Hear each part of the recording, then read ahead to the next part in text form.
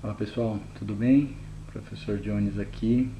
Espero que vocês estejam todos bem, com saúde, para a gente dar continuidade à disciplina de segurança do trabalho, mais especificamente de direito material do trabalho, né? Que nos dá segurança na parte administrativa, principalmente na parte de recursos humanos. Passando aqui para falar sobre o tema que será discutido nessa semana, né? O tema que será discutido essa semana é alteração no contrato de trabalho, né? A gente vem falando aí há algum tempo, né, nas aulas passadas, sobre o contrato de trabalho em si, suas características, sua classificação, seus elementos, e a gente começa essa semana a falar sobre as alterações desse contrato. É bom lembrar que nas aulas anteriores, antes das atividades de vocês, antes das provas de vocês, a gente já falou algumas peculiaridades das alterações do contrato de trabalho, quando a gente discutiu acordos coletivos de trabalhos ou convenções coletivas de trabalho, né? A gente verificou a questão do hiper e hipossuficiente no que tange aí as negociações do contrato de trabalho com o objetivo de manter o emprego do trabalhador por um período aí de 2 anos, né? E aí a gente verificou lá todas as características daquela contratação e daquela transferência, daquela mudança no contrato de trabalho, tá? Mas hoje, particularmente, nessa semana, particularmente, a gente vai falar sobre o artigo 468 da CLT, tá? O que nos traz esse artigo?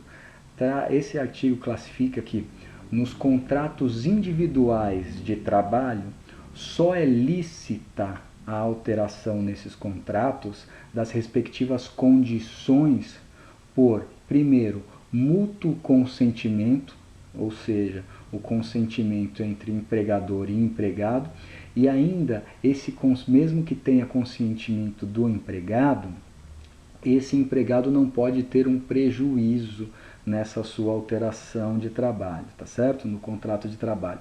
Se caso esse empregado tenha algum tipo de prejuízo, seja direta ou indiretamente, esse contrato de trabalho, em tese, é nulo, tá certo? Ele não produz efeito, ele é nulo e seus efeitos são ex-tunc, né? Eles retroagem lá e ele passa a ser nulo desde a sua assinatura. Tá? Então a primeira regra que a gente vai analisar na aula é que para eu alterar, eu como representante dos recursos humanos da minha empresa, se eu quiser alterar o contrato de trabalho de uma pessoa, reduzir salário ou modificar o horário de turno que ela trabalha ou qualquer tipo de alteração, eu tenho que ter 2 requisitos cumulativamente, não basta ter um requisito. Tá? Eu tenho que ter, em primeiro, o consentimento do trabalhador, em segundo, a ausência de prejuízo, seja direta ou indiretamente para esse empregado. Tá? Essa é a regra. Tá? Mas existem algumas exceções, tá? Que a gente vai trabalhar na aula dessa semana, são 5 exceções. O primeiro, que fala que o contrato de trabalho pode ser alterado sem o consentimento do trabalhador ou mesmo pode causar-lhe prejuízo no caso da reversão, ou seja, o contrato de trabalho pode ser alterado unilateralmente. O empregador pode alterar o contrato de trabalho. No primeiro caso que a gente vai trabalhar é a reversão. Tá? O que é a reversão? O empregado acumulou algumas funções ou simplesmente foi promovido de cargo e aí ele passa a ganhar alguma rentabilidade maior, tá? E depois de algum tempo o empregador decide regredir o empregado, ou seja, reverter esse empregado para a sua função antiga. Então, um exemplo é, vamos dizer, um secretário ou uma secretária que passa a ser aí a exercer um cargo de confiança, né? quando ele é secretário ou secretária, ele exerce um cargo, um emprego, uma função, e a partir do momento que ele ganha, vamos dizer,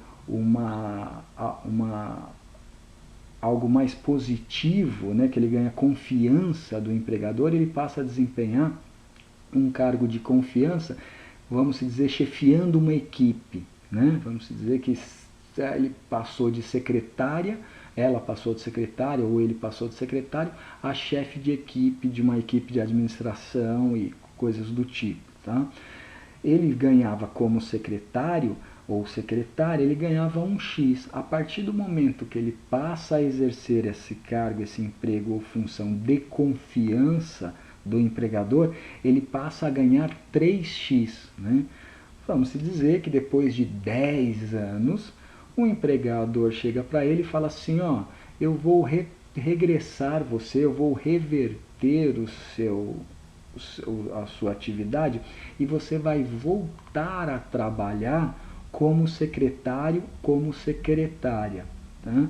Ele pode fazer isso, o empregado unilateralmente pode, porque o empregado antes era contratado para exercer a função de secretária. Depois passou a ser chefe de equipe ou chefe administrativo e depois ele foi revertido para a sua função anterior, a função que ele foi contratado, que era de secretário, tá certo? Quando ele regressa para a função de secretária, ele não faz mais jus aos 2x de salário que ele tinha por causa do cargo um cargo de confiança.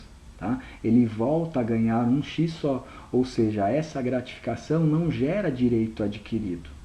Tá? Então ele volta a trabalhar como secretário, ela volta a trabalhar como secretária e volta a receber o salário de secretário ou de secretária.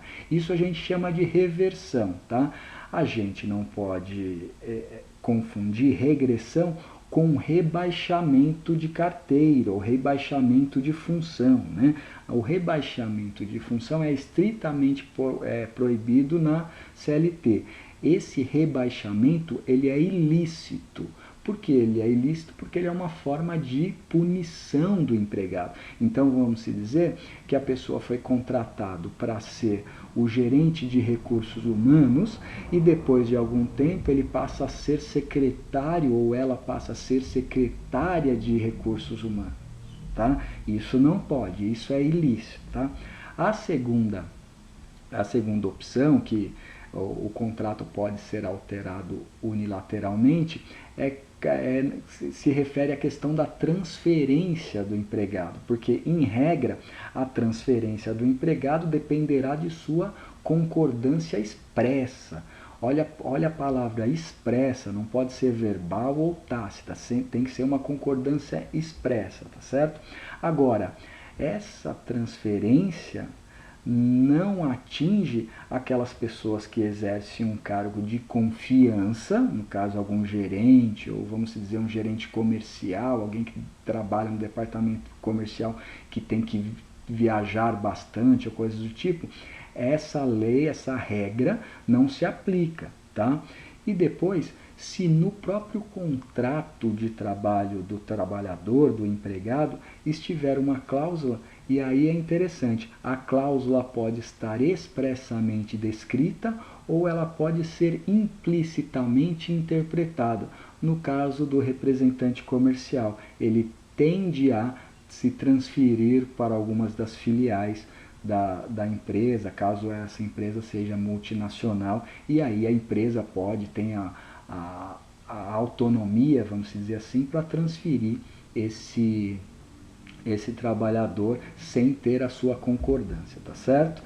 Então, uma coisa que eu quero que vocês fixem também, que a gente vai fixar nessa aula ao vivo, é a questão da súmula 43 do TST, que ela fala assim, ó, presume-se abusiva a transferência que trata o parágrafo 1º do artigo 469 da CLT, sem comprovação de necessidade do serviço.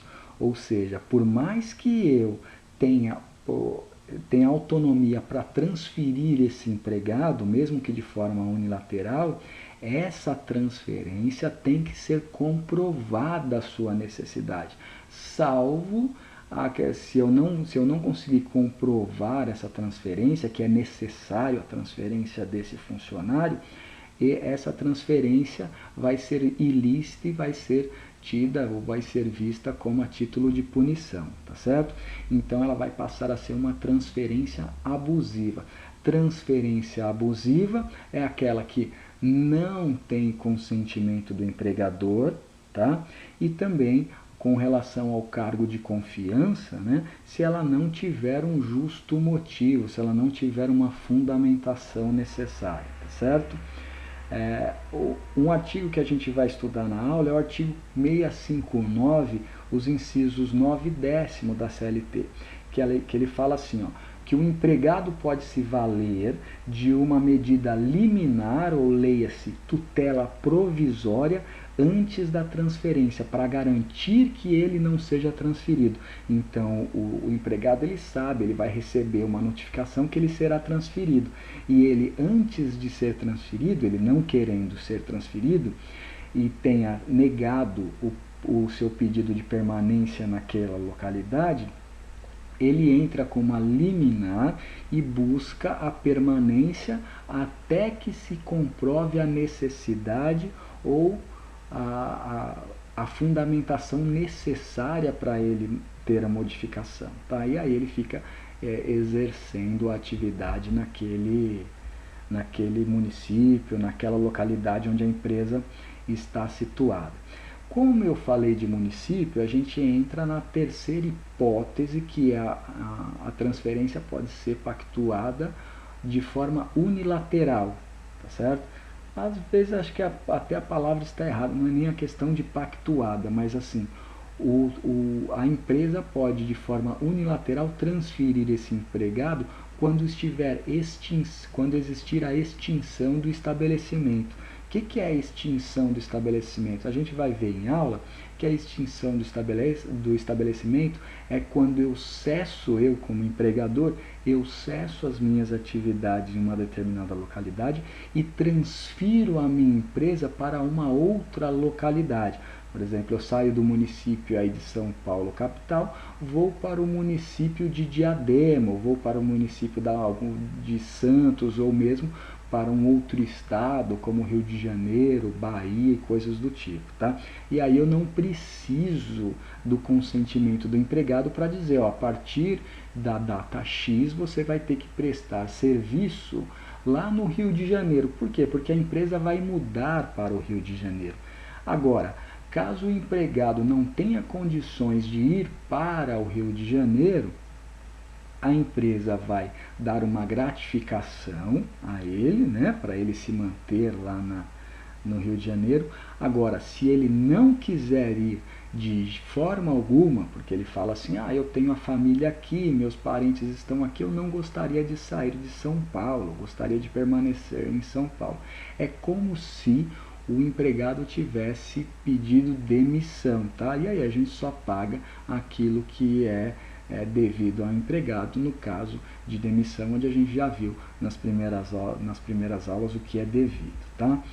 Outra questão que a gente pode verificar que é lícito a mudança no contrato de trabalho de forma unilateral é a alteração da data de pagamento dos vencimentos do empregado.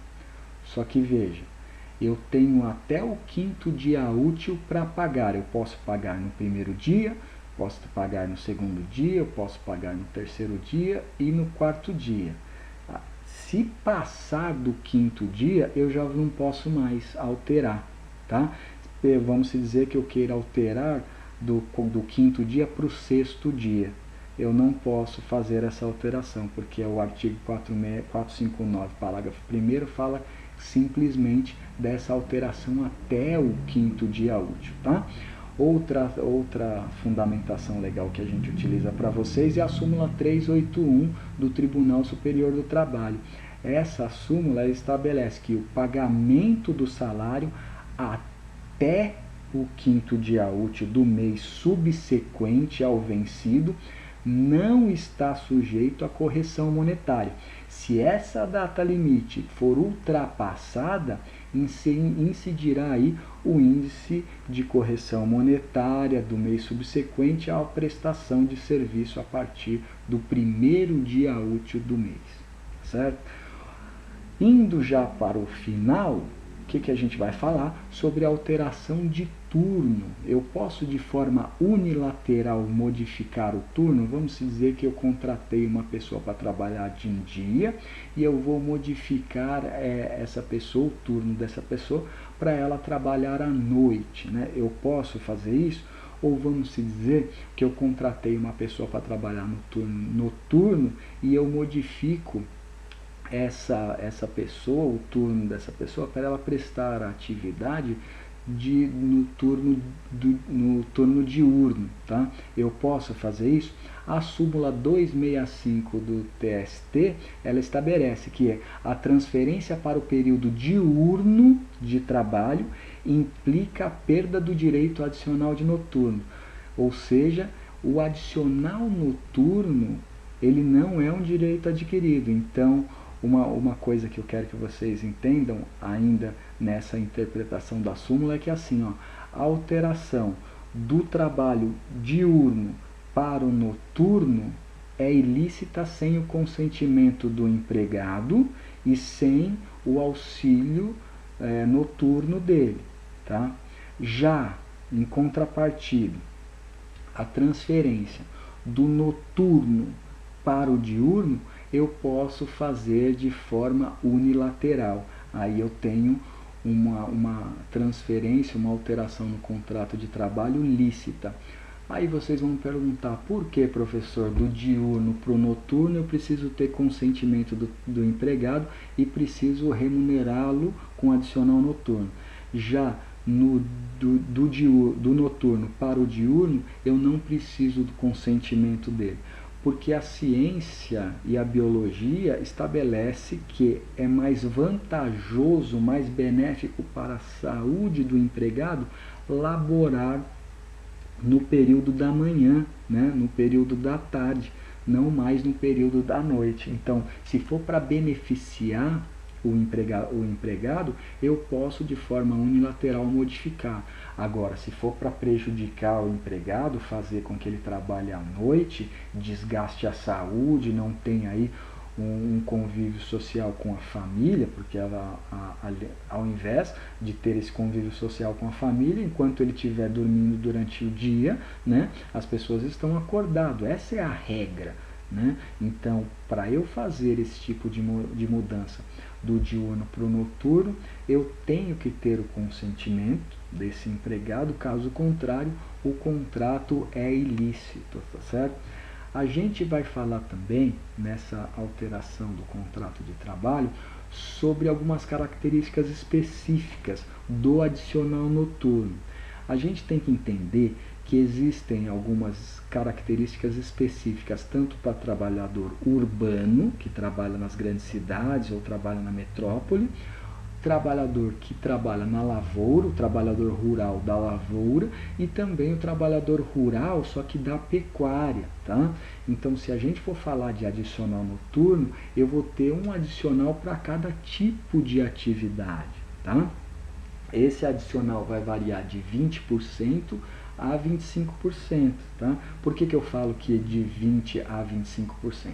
Porque a lei estabelece, no caso, por exemplo, de trabalhador urbano, que o adicional noturno seja de 20%. Só que nada impede do empregador colocar um adicional um pouco maior para esse empregado, tá? Ele não pode reduzir de 20%, ele não pode colocar lá um adicional de 19%. Agora, um adicional de 22%, 23% ele pode, tá certo? Então, eu coloquei um quadro para vocês, no material de vocês, que está escrito lá, trabalhador urbano, trabalhador rural da lavoura e trabalhador rural da pecuária. Qual a característica? O que é o trabalho urbano, o trabalho noturno urbano? O trabalho noturno urbano vai, falando em horário, vai das 10 horas da noite, das 22 horas noturnas, até as 5 da manhã. Agora, olha que interessante, se a gente estiver falando de trabalhador rural da lavoura, esse trabalho noturno começa não às 10 horas, mas sim uma hora antes, das 21 horas até às 5 horas da manhã, tá certo? Isso na lavoura. Agora, e na pecuária? Na pecuária é uma hora antes ainda do que está condicionado na lavoura. É das 20 horas, ou seja, das 8 horas noturna até as 4 horas da manhã. Tá certo? Então, isso é o que é tido como horário noturno dos trabalhadores urbano, rural da lavoura e rural da pecuária, tá? E com relação à hora, será que uma hora de trabalho noturno é contado da mesma forma que uma hora de trabalho diurno? Aparentemente não, tá? Principalmente na questão de trabalhadores urbanos. Os trabalhadores urbanos, uma hora de trabalho diurno tem 60 minutos. Já os trabalhadores urbanos que labutam no período noturno, das 22 às 5, cada hora equivale a 52 minutos e 30 segundos. Tá? Então, você conta uma hora do trabalhador noturno como se essa hora tivesse 52 minutos e 30 segundos. Tá? Agora, já no trabalhador tanto rural da lavoura quanto rural da pecuária, a hora é cheia, 60 minutos para ambos os casos. Só no caso do trabalhador urbano que a gente tem que tomar esse cuidado quando a gente for preencher ou for fazer alguma alteração no contrato de trabalho. Isso é o que a gente chama de hora reduzida, tá? A hora reduzida do trabalhador urbano. E aí o adicional noturno para o trabalhador urbano, ele tem que ser no mínimo de 20%, tá? Agora, para o trabalhador da lavoura, o trabalhador rural da lavoura ou o trabalhador rural da pecuária, o mínimo que se admite de adicional é 25%, tá certo? 25%. Pensou em trabalhador urbano, adicional de 20%. Pensou em trabalhador rural, adicional de 25%. E aí eu coloquei uma observação para vocês que às vezes alguns profissionais de recursos humanos acabam esquecendo disso. Ó.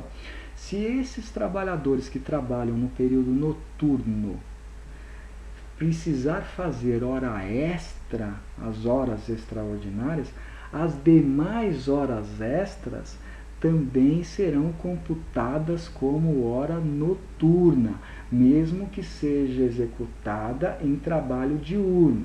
Então vamos lá, vamos dizer que vocês precisam que um trabalhador noturno, que trabalha no turno da noite, fique 2 horas a mais prestando o serviço, ou seja, fique fazendo 2 horas extraordinárias por dia, porque a gente viu em aulas passadas que eu só posso fazer essas 2 horas a mais, né? A lei permite só 2 horas a mais por dia de expediente, né?